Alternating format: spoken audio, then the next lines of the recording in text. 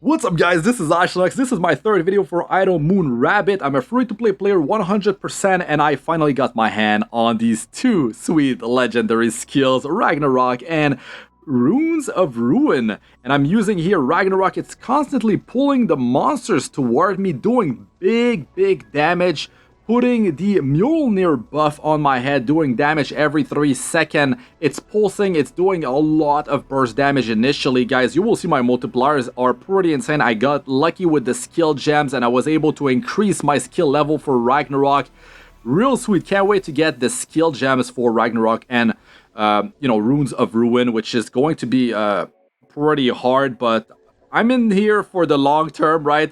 So you can see here, I'm grinding the story with Ragnarok and Runes of Ruin. I'm going to be talking about, both of these skills, what I think about them. I'm going to review them at the same time.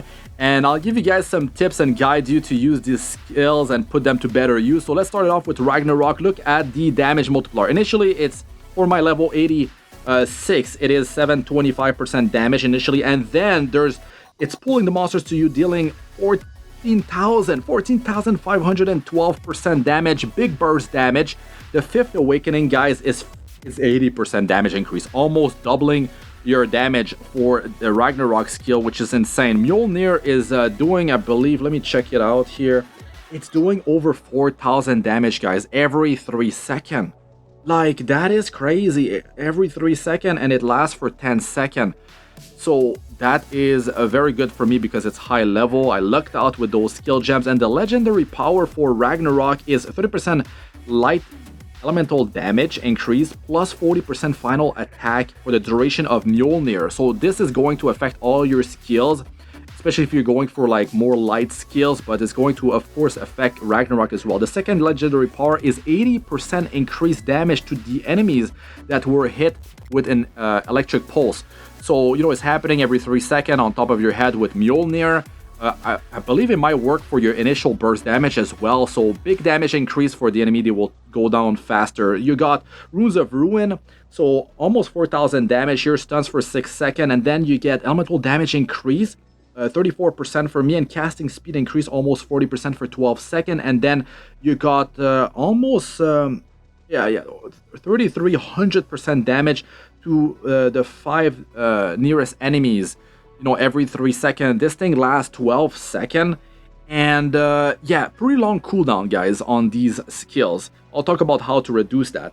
Enemies damage take 40% more damage for 3 seconds with Runes of Ruin. This is a buffing skill that increases the damage that the enemy will be taking. So it has a lot of potential in single target content or like even packs of monsters, maybe not that many.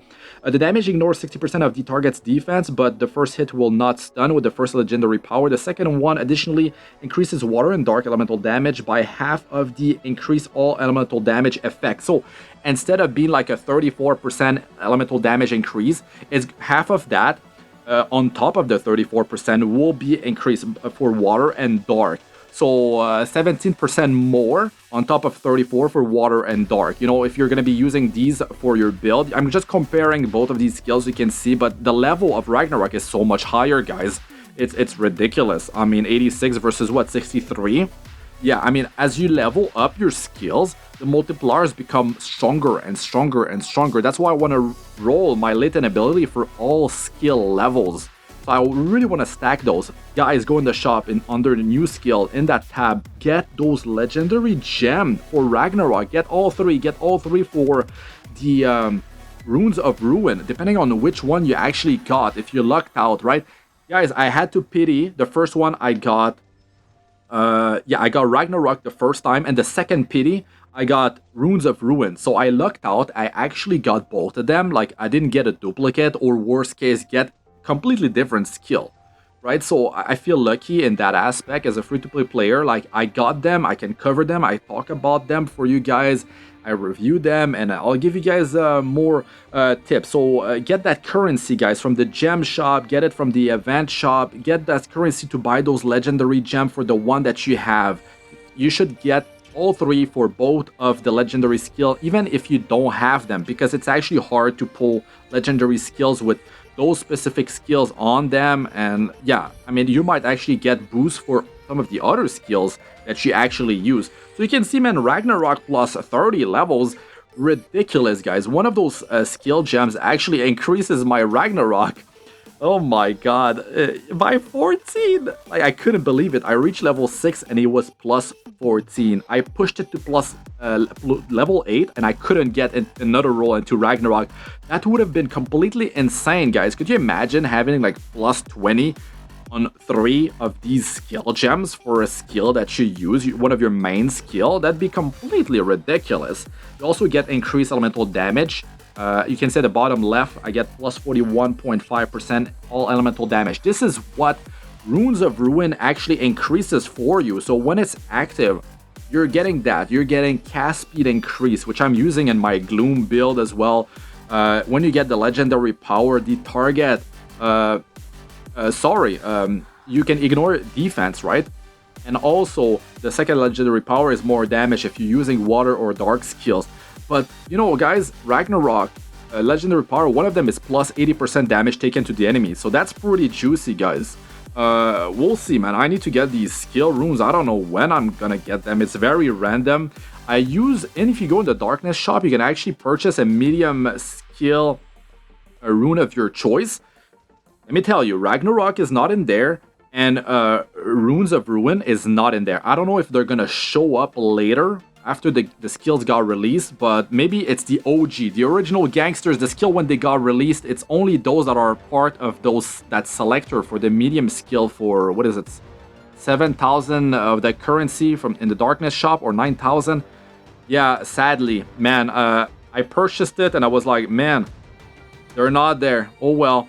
So I just got the rune for something I didn't have yet. Look at this, these cows, man. They almost took me down. I should have brought Black Hole or something, or more freeze skills. I'm just running for my life here. Oh my god.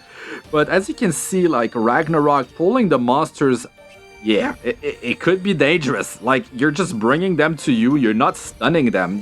I mean, they're just like still going to murder you if you don't control them with some freeze stun. Slow them down, you know, so that you gotta be careful about that, right? You gotta be careful. Unless your Ragnarok deals so much damage that you're just able to, like, burst them down, take them out on the initial hit or something. Initial hit is not so much, but when they get close to you, there's a massive hit that is, for me, over 14,000 damage, which is ridiculous.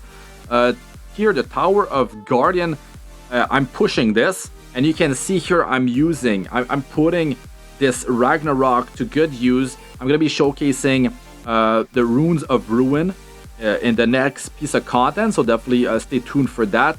And I mean, it's very effective. I even have Black Hole to gather monsters together, and it stuns them. They lose control, they cannot attack you, so I mean, together it's a lot of control. I can position them where I want them to be, and then when you bring them all to you and then you start to chain freeze them, right? Because with a freeze build, you're able to reduce the cooldown of all your skills, which is very good for Ragnarok and Runes of Ruin, because these skills, you know, 21-second cooldown on Ragnarok, and you got 22-second cooldown on Runes of Ruin. It is very long, but if you're using a freeze build to lower your cooldowns, it is going to be helpful. Also, you can use the legendary accessory when you do raid, right? You can get legendary equipment there. And the first one actually reduces your cooldown time and increases your cast speed, which is one that I'm using when I'm grinding the adventure, and it's very good. Like, it is actually very good. It is not inflating my battle power, so it just have like 4 AA, right? But my battle power is actually 8 AA and higher now, because if I inflate it, right, with latent ability that deals more damage, also with the equipment. The equipment, I change it to the third ring. The third ring increases your attack and your crit damage, and it inflates your battle power, which I use often in a lot of different content. So you can see here, guys, finally, the Tower of Guardian's power, I unlock the 4th level, which means I can roll my 4th line on my latent abilities. Look at this, guys. I lucked out. I just started doing it, and I ended up getting a legendary power. And now I'm just going to reroll the first line here. This is my big damage increase for fighting bosses. As you can see, 2 lines for damage dealt to boss increase. And Here we go, crit damage increase, so I'm gonna be keeping that for now. Very sweet rolls here on this preset. So I have different presets here. I got gold gain increase for when I'm grinding the story. I got one that is for increasing damage versus multiple monsters. I have one for increasing my attack speed for the gold dungeon, and maybe later on for a skill trigger build. You need a lot of attack speed to increase to trigger your damage more often for like fire enchantment and stuff like that, right? So here I'm trying to defeat the magic golem. It's pretty rough. So now I have my fourth line for my latent ability, so I can deal more damage. I'm trying to push this piece of content. Definitely stay tuned, guys, for my next progression video. 36 day played is what I'm at now, but this is not a progression video because I didn't push every piece of content just yet, so I can show you guys where I'm at as a free-to-play player and how good things are. Well, it's pretty good. Things are going well for me, working toward my first stellar weapon for Nia. Yeah, you might be hearing that. You're like, man, you should have gotten that long ago. No, because I don't draw weapons, guys. This is a waste as a free-to-play player. Check my first two videos, and it's going to explain to you why just doing skill draw is much more superior. So you don't waste your resources, right? Because they're very valuable, and the skills, very nice to stack those. You get a lot of boost, gold gain, XP gain, skill damage gain, and inflating your multipliers on your skills, unlocking new legendary skills. Big deal. You can customize your builds, and you can be more powerful in different pieces of content. It's way more fun too. Like, the fun aspect is, I mean, it's a huge deal, and pulling for skills, I mean, let me tell you, it's very fun. It's very fun. It unlocks a lot of different possibilities. So, I mean, I got this one right on the mark. Anyways, let us know what you guys think about all that in the comment section. That's it for this one. I'm Astranox. Good luck with all y'all do. Peace out for now.